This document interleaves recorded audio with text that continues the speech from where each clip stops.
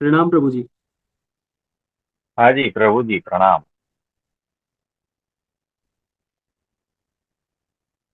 जी प्रभु जी। लीलाधर भाई जी पूछिए।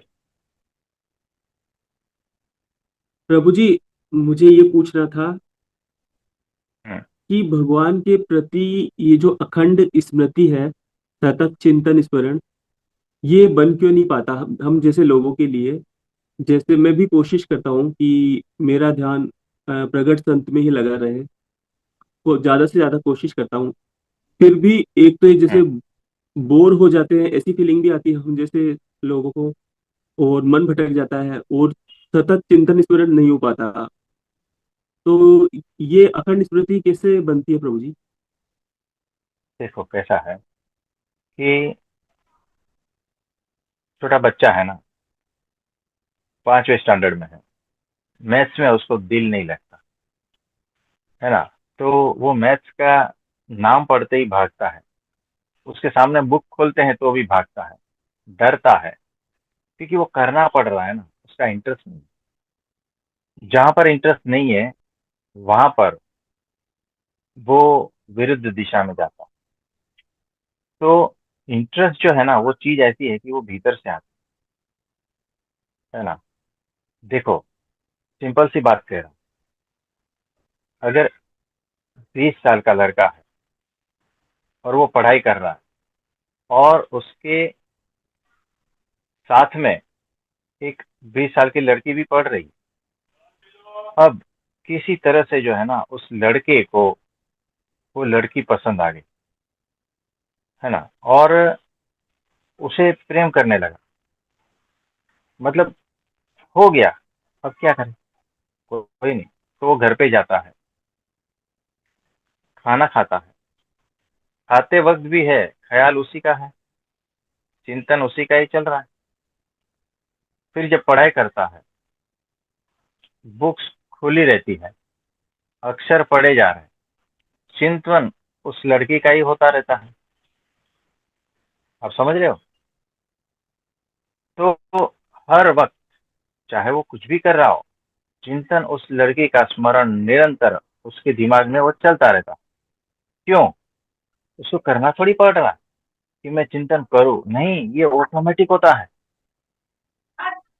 ये अपने आप होता है। क्यों? एक तत्व, एक तत्व, प्रेम। जहां प्रेम हो जाता है, उसी का ही चिंतन, मनन, स्मरण, बस हर वक्त वही रहता है। इसी तरह से परमात्मा में अगर तुम्हें प्रेम हो गया, तो परमात्मा सहज रूप से चिंतन, मनन, स्मरण में आता ही रहेगा। फिर आप खाना खाते हो, चिंतन परमात्मा का रहता है। फिर रोड से जा रहे हो, भगवान का ही चिंतन। मीराबाई जो है नाचती है भगवान में, भगवान के प्रेम में गाती है, भगवान के प्रेम में। खाना खाया नहीं खाया, भगवान का ही प्रेम, है ना। उसे कपड़ा पहनने का भी ठिकाना नहीं, कहाँ है वो, गलियों में जाती है ना, कहीं पर भी जाती है, लेकिन उसे एकमात्र हर जगह पे कृष्ण दिखते हैं, एकमात्र परमात्मा ही दिखता है। क्यों? उसका पूरा मन, बुद्धि, चित्त, अहंकार, सब कुछ का जो कब्जा है ना, भगवत प्रेम ने ले लिया है। भगवान के प्रति उसका प्रेम इतना जबरदस्त है कि अब रहा नहीं जाएगा। अब सारा कुछ जो है खत्म हो गया है। सारे कुछ पे, मन, बुद्धि, चित्त, अहंकार, सारे कुछ पे एकमात्र वो जो प्रेम सवार हो गया है। सारा कुछ प्रेममय हो गया है। जैसे भूत सवार हो गया ना, ऐसा कहते हैं ना, वैसे प्रेम सवार हो गया है। यानी सब कुछ प्रेम में रंग गया है, और उस तरह से रंगा है कि वो निरंतर स्मृति उसी की ही रहती है। बात करती है तो उसी का ही बात। आप देखो ना, गोपियां जा रही है, वो मटका है और उसमें दही है, तो दही लो, मक्खन लो, ऐसा नहीं बोलती है, माधव लो।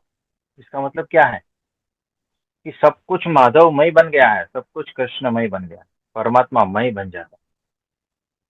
यानी आंख खोले तो भी वही दिखता है, आंख बंद करे तो भी वही दिखता है। ये होता है, होता है ये। ये जो प्रेम है ना, इस तरह से होता है। और हर एक के भीतर प्रेम के बीज है, बस थोड़ा सा अंकुरित होने की बात है। और इसी तरह से जब परमात्मा से प्रेम होता है तो फिर बात खत्म हो जाती है। इसी तरह से प्रगट भगवान में जब प्रेम हो जाता है, बात खत्म हो जाती है। और प्रगट गुरु, जिसमें भगवान प्रगट है, वैसे गुरु से प्रेम हो जाता है तो भी बात खत्म हो जाती है। फिर निरंतर वही रहता है, निरंतर वही रहता है। तो जब आप गुरु के पास जाते हो, फर्स्ट स्टेप, जिसके भीतर परमात्मा प्रगट है, वैसे गुरु के पास, तब आपके भीतर जो प्रेम का बीज है वो धीरे धीरे अंकुरित होने लगेगा। थोड़ा समय लग सकता है, लेकिन वो अंकुरित होगा ही। तो इतना श्रद्धा रखना। तो जब गुरु के पास जाते हो तो आपके भीतर वो प्रेम का बीज अंकुरित कर देगा, वो होने लगेगा। और फिर वो धीरे धीरे पौधा बनेगा, उसके ऊपर फूल आएंगे, ये होगा ही। तो ऐसे गुरु मिल जाएंगे तो सारा कुछ हो जाएगा। तो निश्चिंत रहना है, पूर्ण श्रद्धा से ऐसे गुरु के पास चले जाना।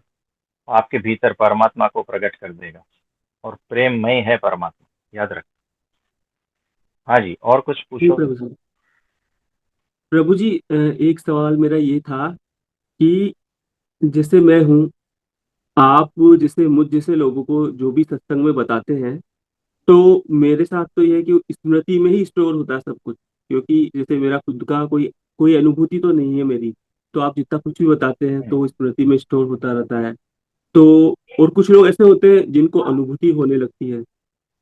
तो एक सवाल हम्म, मेरा उसमें ये था कि मुझे वो चीज समझ ही नहीं आ रही थी कि इसका मतलब क्या होता है, कि भगवान के स्वरूप का यथार्थ ज्ञान ये क्या है। ये मुझे पता नहीं, पर ये चीज जैसे बार बार आती है तो मैंने सोचा आपसे पूछूं।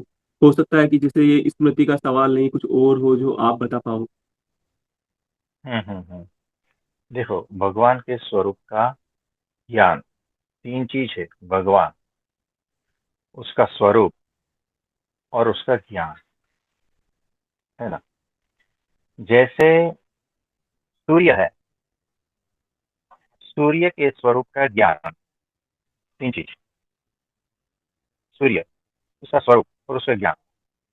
यानी कैसा है कि सूर्य है, ये आप ठीक है जानते हो। फिर उसका स्वरूप कैसा है, तो गर्मी, प्रकाश, ये दो चीज मेन है ना। तो सूर्य का जो स्वरूप है वो गर्मी है और प्रकाश है, उसकी अनुभूति आपको हो रही है। प्रकाश भी, प्रकाश में सारा कुछ दिखता है, यानी सूर्य है, और वो गर्मी भी है। और भी बहुत सारे गुण हो सकते हैं, है ना, जो हमें पता नहीं। लेकिन धीरे धीरे धीरे जब उस पर रिसर्च करते जाओगे, जानते जाओगे और गहनता से, तब आपको ये भी पता चलेगा कि ये जो सूर्य है उसकी रोशनी, उसका जो प्रकाश है, वो सबको जीवन भी देता है। यानी पृथ्वी पर जितने जीव है, वनस्पति है, सबका जीवन वही है। अगर वो नहीं होता तो खत्म। यानी आपको एक और रहस्य पता चला कि जीवन भी वो सूर्य प्रकाश है। यानी जैसे जैसे आप सूर्य के बारे में जानते जाओगे, आपके भीतर के वो जो आवरण हटते जाएंगे और उसका ज्ञान होता जाएगा। ज्ञान यानी मन बुद्धि चित्त अहंकार से लेकर सब तरह से ज्ञान, सिर्फ बुद्धि का ज्ञान नहीं, यानी अनुभूति का भी ज्ञान।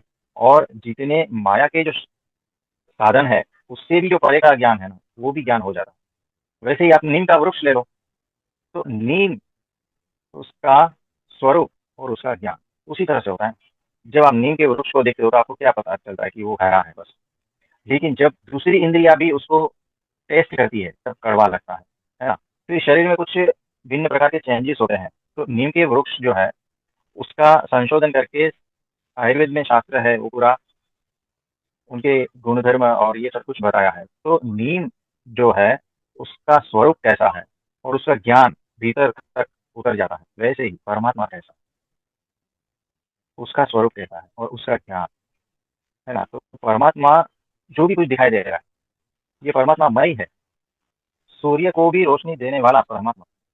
अब सोचो, तो जब सूर्य तक पहुंच पाते हो तो सूर्य से भी पार जो परमात्मा है ना।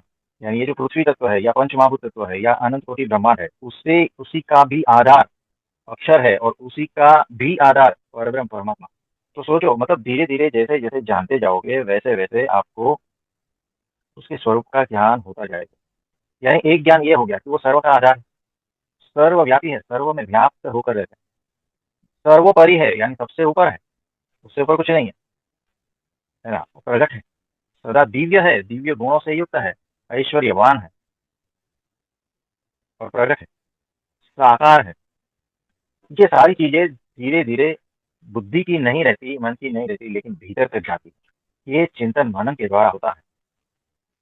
जितना जितना आप उसके बारे में सोचते जाओगे, फिर वो सोच जब खत्म हो जाती है तब डीप मेडिटेशन में जाते हो, और फिर वहां से जो है ना आपके पर्दे हटते हैं, आपके आवरण हटते हैं, भगवान की कृपा से, गुरु की कृपा से, और तब जो है ना उसका स्वरूप जैसा है वैसा समझ में आता है।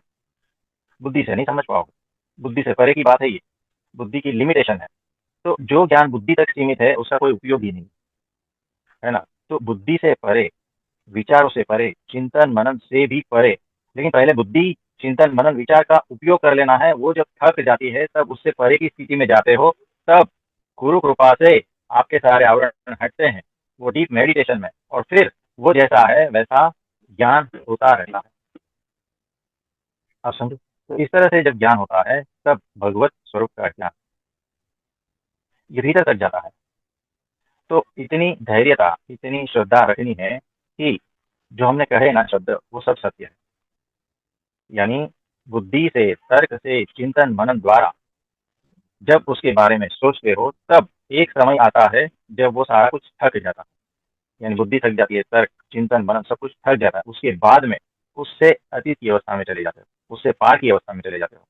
और वो जो पार की अवस्था है वो डीप मेडिटेशन में जाती है, और एकदम वो समाधि अवस्था में आपको वो समाधान मिल जाएगा जिसकी आपको तलाश थी, है ना। तब जाके जो है वो शब्दातीत ज्ञान होता है, और वो ज्ञान एक बार हो जाता है तो भीतर से प्रश्न उठने बंद हो जाते हैं। तो वो अवस्था की बात है। तो ज्ञान तो रहता है, प्रश्न उठने बंद हो जाते हैं, है ना। तो वैसा ज्ञान यानी वो भगवत स्वरूप का ज्ञान, भगवान के स्वरूप का ज्ञान ये होता है। इसमें आपका पुरुष प्रयत्न और गुरु की कृपा, उनकी प्रसन्नता, भगवान की कृपा, उनकी प्रसन्नता, ये भी साथ में जब जोड़ते हो तब वो ज्ञान हो जाता है। आप समझे। जी प्रभु जी। और प्रभु जी, एक आखिरी बात पूछनी थी मुझे। ये तो प्रभु हम्म, जी क्या है बताना है मुझे। मुझे लगता है ऐसा कि आजकल जो भी हृदय से जो गहराई वाले जो भी ऐसे प्रश्न होते हैं ना, कि ऐसा लगता है कि ये पूछना है मुझे प्रश्न, तो उसका उत्तर एक ही लगता है। उन सब प्रश्नों का ऐसा लगता है कि सबका उत्तर यही है कि प्रगट भगवान, प्रत्यक्ष जो संत है, प्रगट संत, उनकी भक्ति करना, उनका सतत चिंतन स्मरण करना, उनमें आत्मनिष्ठा, अपार आत्मनिष्ठा, और उनका आज्ञा पालन, यही उन सबका यही उत्तर लगता है प्रभु जी आजकल। एकदम अद्भुत और सटीक ज्ञान हुआ है आपका, गुरु कृपा से, भगवान की कृपा से। ये ज्ञान यानी सारे प्रश्नों का एकमात्र समाधान मिल गया आपको। ये छोटी बात नहीं है। जितने प्रश्नों के उत्तर के लिए आप भटके हो, जहां जहां भी, है ना, उसका एकमात्र अब वो मिला है ताकि वो हो जाए। तो ये बड़ा अद्भुत आपको जो ये हुआ है ना, वो अद्भुत ज्ञान कहते हैं इसको।